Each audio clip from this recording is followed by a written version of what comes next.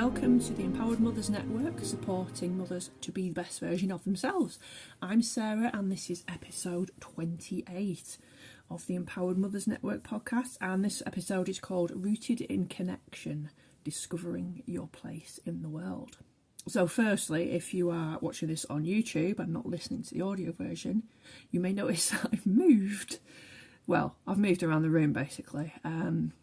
The lighting was just getting insane. You can see the chair behind me, the table. So I was trying to record the podcasts, the videos rather, for the podcast in that little corner, and the lighting is just grim. So I finally given up the ghost after, getting my little portable light and trying to move it around repeatedly, and it's just not working. So I'm coming over here. We've got a bit more natural light. There's a nice skylight up there and there's a window in front of me. So hopefully I don't look too washed out and you can actually see me, and in the enthusiasm that there's going to be a lot of sunny days ahead and I'm not going to have to worry about this anymore. So let's get back to the podcast. Rooted in Connection, Discovering Your Place in the World.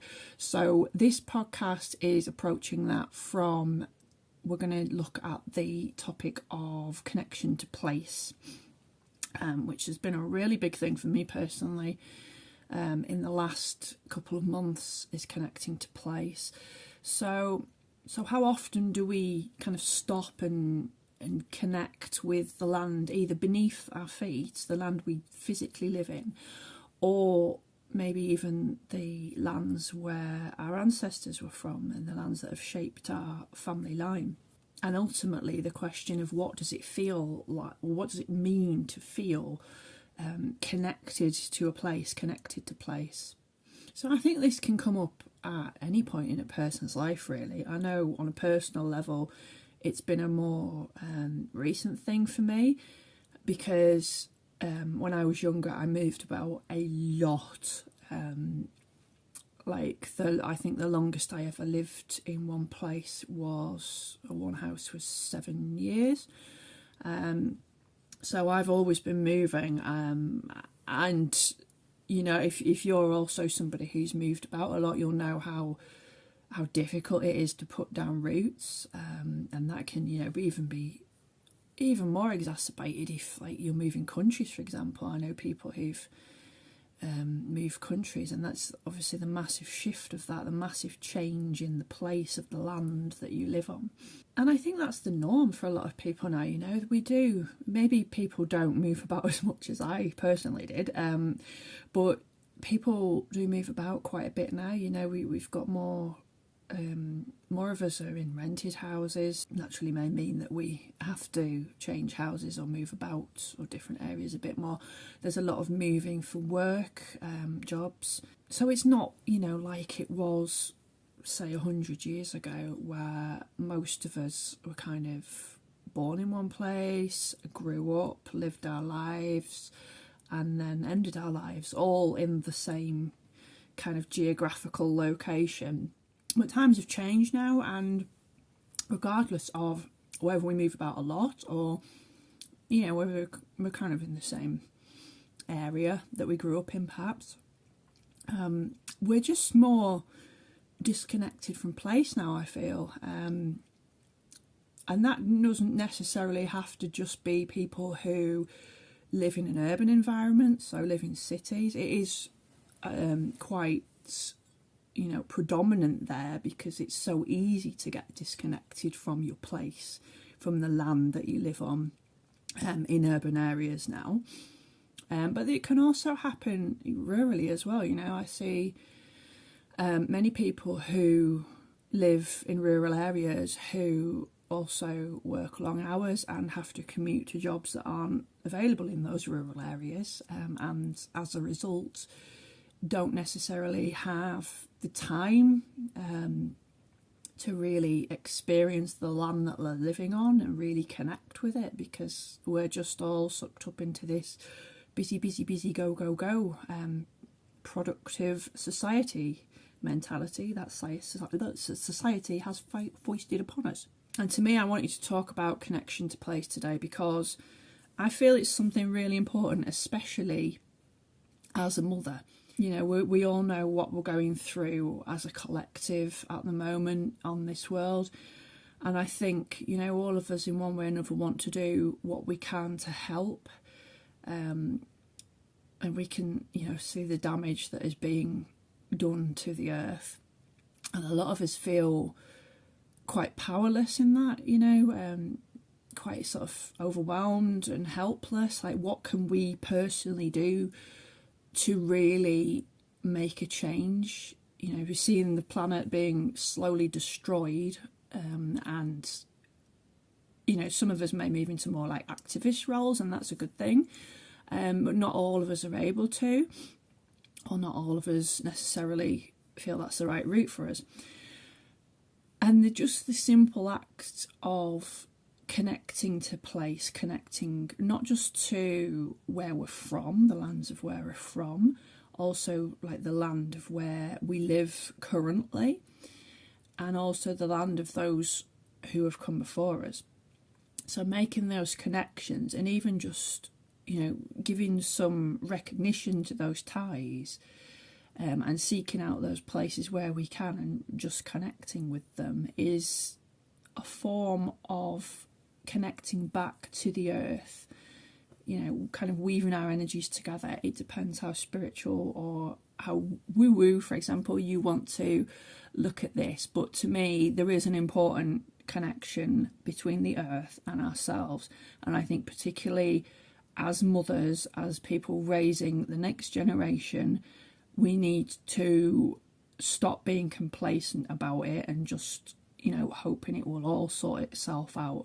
Yeah, there are maybe a lot of things that we can't do when we feel helpless, but this is a way where we can feel like, you know, we're doing something of service and of use. And maybe if enough of us on a small scale level, you know, show that, establish that reconnection and show that respect almost back to the land, then that can begin to counteract all the mass ways that humankind is disrespecting the earth. It's not just that, there are other reasons why connection to place matters so much. A lot of the time, a really simple way of just going out there and connecting to our surroundings can just be a really simple way to get into the present moment. Now, obviously, we've talked about being in the present moment in a lot of podcasts. You will have heard it here, there, and everywhere now.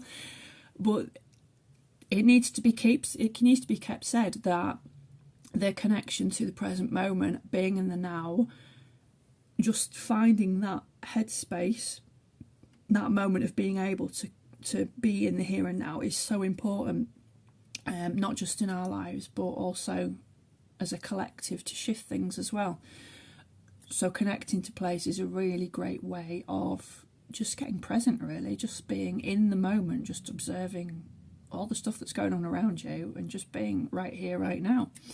I did just want to say that, you know, a lot of indigenous traditions and ancestral practices were very heavily influenced by the connection to the land. They really honoured that as part of their practices. So this is something humans have done for a long time, and there's good reason for it as well. There's the kind of sense of stability and of belonging and of deeper meaning in our lives that simply connecting to place can offer, and especially, again, as I said, as mothers, it's so important. And if you know, the opposite, the disconnection to place, how that can be kind of really alienating, and then we end up feeling a little bit more lost in the world. You know, it's not as easy to get a sense of direction. There's a compass of kind of which direction we need to be placing ourselves in. So when we're thinking about connection to place, the main two areas, sorry, I'm eating chocolate. The main two areas are like connecting to the land we live on now, and also connecting to the lands of our ancestors or our family lines. I would add into this that there's the connection to the land, if it's different, the connection to the land that you grew up in. And again, if you are someone who's moved about quite a bit, it can be difficult to put a finger on where those lands are. So as a personal example, I've got a bit of an overlap with connection to the land I live on now, and land of my ancestors, because I live here in lovely dark, it's not dark all the time, I live here in Sudbury, up in the northwest, and a certain line of my ancestry is from this area, and my dad was born here and is buried here, and I've got a strong family connection to the place, and whereas I was never grown up here, I visited regularly as a child. My grandparents were from here, so there's just really a strong connection for me, and that was probably part of why probably about 10 years ago I felt very, very drawn to come here and live here, and hopefully I can, I've been putting down roots here, hopefully I will continue to live in this area because I absolutely love it. But this isn't obviously the only land for me personally. There's other areas, and for me there's another main area that I'm starting to connect to now, which is a small village over the other side of the nearest town, which is Kendal. There's a small village over the other side of that town that I grew up in, and also I do have the ancestral connections there because some of my maternal line was from that little village, so I've always had a strong connection there. And I had a past life story about being in that village, but that's for another podcast. So there is a really strong connection for me personally to these two specific places. There are other places I've lived, and I also have a strong connection ancestrally to Preston, which is obviously a lot bigger, a city, and it is there, and I might explore that in the future, but to me it's not as strong a connection. So yeah, there's two main places for me at the moment that I'm connecting with. So if you think about your own place, you might have grown up in the same place you live now, you might have grown up somewhere else, and just sort of looking at those different places and where maybe your parents were from, your grandparents, and just some of these places might stand out to you more than others. Some you'll be more familiar with, some you might not have even visited before or be pretty unfamiliar with. So if you're thinking about, we go to like the land that you're living on now as the sort of first place to look at, because sometimes it can be a bit overwhelming. There's so many different branches of your family tree. You might have lived in several different places. You might know that you're due to move somewhere else in the future as well. So if we bring it back to the right now and connecting to wherever you're at now, wherever you're living, whatever place it is, then some practical ways to really connect with the local area are learning, if you're in somewhere where you can observe the natural cycles, so the changing of the seasons, if you're somewhere where, you're going to be staying for more than a season or two, hopefully, you can observe the cycles. So, how in your area autumn looks or winter looks, or the change into spring, for example. So really being just out and about and just starting to take a bit more notice of like the changing of the seasons, and also learning the history of the place as well can be really useful in sort of connecting with the place. If you learn a bit more about its history and maybe its culture, if there are any particular customs that place had, then just learning a little bit more, as we would if we started, connecting with a person, we learn a bit more about them. It's the same with place. We can learn a little bit more about the place, and just have a little bit more of a deeper connection than just somewhere where our bricks and mortar house is. Now, single-handedly, the simplest way of connecting with the place that you are at now is to get out there and walk about and get everywhere has some element of kind of nature to it. If you're living somewhere rurally like me, it's very easy to get out and just go for a walk somewhere and immerse yourself heavily in nature. It might take a little bit more creative thinking if you're in a city, but I mean, most cities have somewhere, even if it's just green space, a park, or a kind of a route that feels kind of maybe historical to you, or you just feel like you're out of the hustle and bustle of the city a little bit. It might be somewhere on the outskirts, but just to find somewhere where you can get out and just see what's going on around you in the natural world. If you start small and simple, you can always kind of expand it out from there.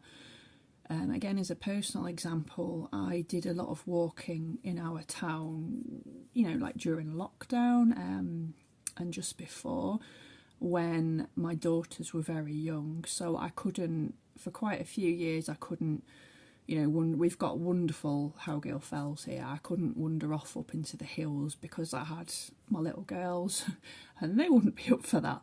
So a lot of the time, for a few years, there was just walking around with the pram on kind of routes where you could take a pram. So a lot of that was, in the centre of town. But even just getting out at that level, just for a bit of a pram walk, if you are at a stage as a mother where you've got young children, even just getting out and about on a pram route, trying to find out if there are any routes in your area that are maybe a little bit more of a walking route but are also geared up for prams and wheelchairs. Many websites now are quite useful in local areas for letting you know if walks are accessible or not. So if you can find any kind of accessible buggy walks for younger children, that's great. And yeah, obviously, and then as they got older and started in school, I've had a bit more time to kind of go back up into the fells. I've started, I think you start getting your kind of preferred routes as well. There'll be different places you can go to and different routes you can take, but you probably start finding some that really connect with you, or certain walks where you feel, oh, something's just shifted, or like you just feel like I really feel connected to this area of town, or I want to go to that place. So yeah, for me it's absolutely like I have to get up into the hills where I can now, because it shifts something as well. If I'm feeling lost or stuck, it's just, as soon as I get up into the hills, it just takes all of that away. So yeah, my advice would be, don't be afraid to start small with it, but also that as you carry on, you might feel more drawn to start, making smaller trips just outside of where you live. So, perhaps like a neighbouring village, or if you're in a city, maybe more at the outskirts. You've got, a lot of cities now, especially up here, we've got like, sort of like large towns and then little kind of micro communities off of those, which are like tiny micro villages but are growing so much now that they sometimes become absorbed by the larger town, that kind of like hub type layout. So you may find that you want to shift between those different places, but geographically you've not gone too far away, just a little bit. So the other place is exploring the land of your ancestors. So I've talked in, was it episode 10? I think it was episode 10, about ancestral healing, which is a lot of the work I do at the moment, and is something that I think is, again, very important for right now, as well as getting this connection with place and this reverence for place. Also, that reconnection to our ancestors, which we're just so sorely lacking now, because things haven't, sort of passed down the generations anymore in terms of knowledge and wisdom, and we can just feel so cut off in this world right now. So these kind of coming back to these ancient practices and just connecting with those who've gone before us and the land, it sounds so simple in a way, and it is, but we can really glean so much from it, especially once you start kind of just practicing and digging with it and staying curious with it as well, sort of seeing where it all leads.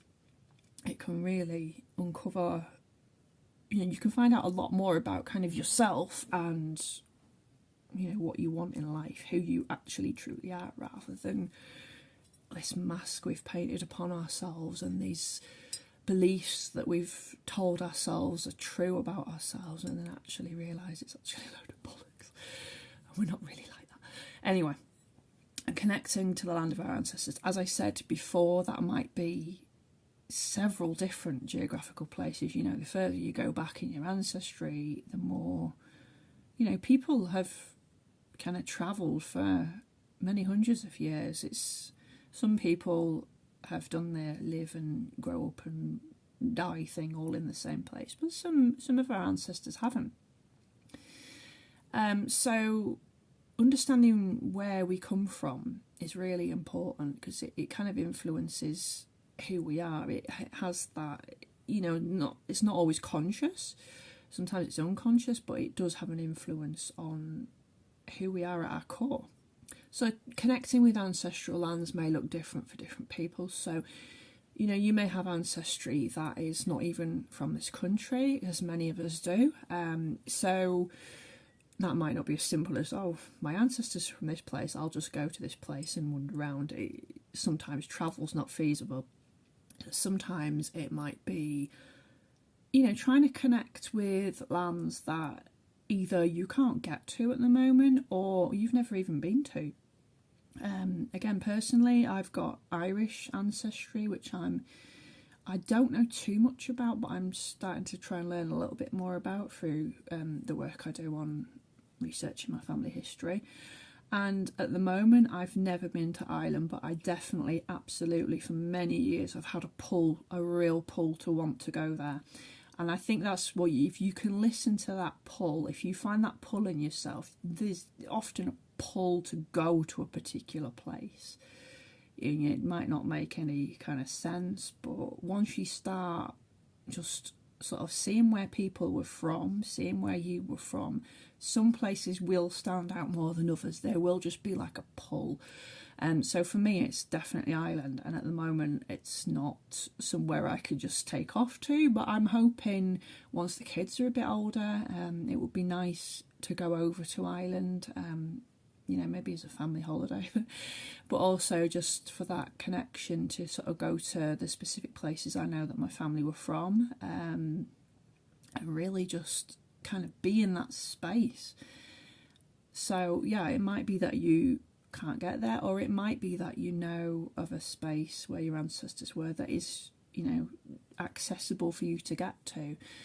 And just again, the same way we connect with where we are now to our ancestral lands is to just go and, be there, be in the space. You might, if you can't get there physically, you might again want to learn a little bit more about the history and about the culture, as I'm trying to do with Ireland now. And that's a good way of connecting. Or if you can get there and physically start wandering around the place, obviously within reason, you just start turning up somewhere rural and start wandering around farmers' fields because the ancestors said, you might get some funny looks, but hey ho. And just seeing what comes up, you might have that sense of kind of coming home in some way, even if you've never been there before. It's just, really staying curious to kind of what comes up, but just allowing that connection to happen. If you can facilitate that connection to happen in some way, and then really sort of seeing where that goes.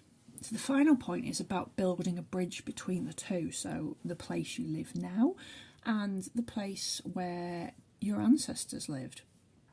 And maybe in some cases as well, the place where you grew up, if that's applicable to you. So again, for me, having a mixture of the two already, being physically living in this place where my ancestors live, I feel this very, very strong connection now. And I feel personally that's helping me connect with that particular line of ancestry very strongly. But you might want to, if they're two separate places, you might want to explore how they kind of create a holistic sense of connection for you and kind of fit together to kind of make you who you are in a way. And I think the more you work on this connection to place, connection to the land particularly, but also connection to place if you cannot get to the land, and how that can help you to really feel rooted, when so many of us now just haven't had the opportunity to really put down roots and really feel secure and anchored. I think if we can kind of feel that into the place we are, then that will help feed into feeling secure and anchored in who we are as a person. And ultimately, that's so important being a mother as well, trying to navigate all the transitions we have in life as a woman, as well as the ones we get from motherhood. So yeah, I would really encourage you to just kind of curiously explore that connection. This isn't something where, there's a set of steps to follow and a checklist and take action A, B and C and then you will feel like this. But it's something that can just be such a powerful thing in your own life and your own self-development. Even if you don't know where you're going with it or where it takes you, just simply getting out in nature, it doesn't have to be difficult. It doesn't have to take a long time, even if you're busy.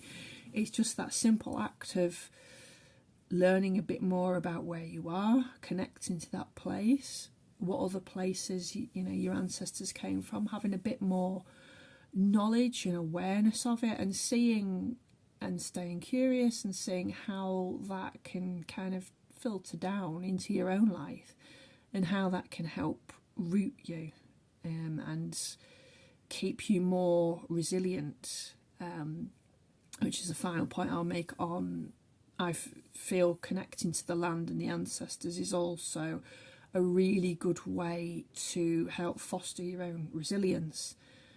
Many of our ancestors, had to go through a hell of a lot. Life wasn't as comfortable for our ancestors, obviously, than it is for us.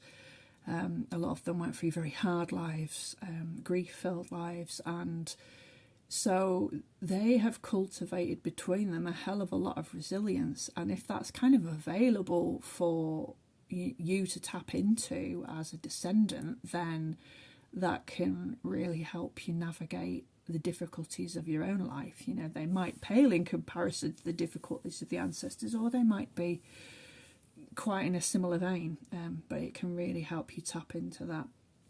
So podcast homework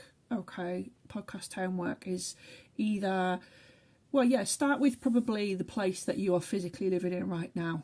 If you don't know much about that place historically, then try and look into that a little bit and just get outside, connect with nature however you can, wherever you can, and just be a bit more aware of the place that you are in and your part or connection into it. Another great way is if you are in a small place, getting involved in something community-based can be quite rewarding and fulfilling. I know a lot of us struggle with kind of time restrictions due to other commitments, but I think we need to come together more as communities now, and if we can kind of pull together in any way we can, it's not going to look like the communities that it did 50, 100, 150 years ago. I think we can't go back to how it was, but I think we can take a lot of things from how it was and apply them and create communities going forwards that can be a bit more supportive and cohesive. I think that's what a lot of us are missing.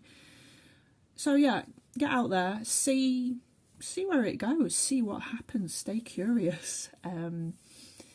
And yeah, let me know in the comments below if you have any ideas about getting out, or if you've already maybe tried it and it's helped, shifted things in your life in some way. Let me know in the comments below. So thank you for listening or watching this podcast. If you haven't already, then please do consider signing up for the EMN journal. That's out every 2 weeks now, and we're covering things like, as well as the latest podcast episode, we're covering things like events. So the events at the moment are like Lake District, North Yorkshire kind of area, so like Lakes and Dales kind of area. There's some book recommendations in there as well, and we're doing a featured mum spotlight as well. So any mums in business who want to be featured for free in the journal, about your story and your journey, then please do get in touch and we can pop you in that. But yeah, if you haven't already, sign up via the website. Otherwise, I will see you for the next podcast episode.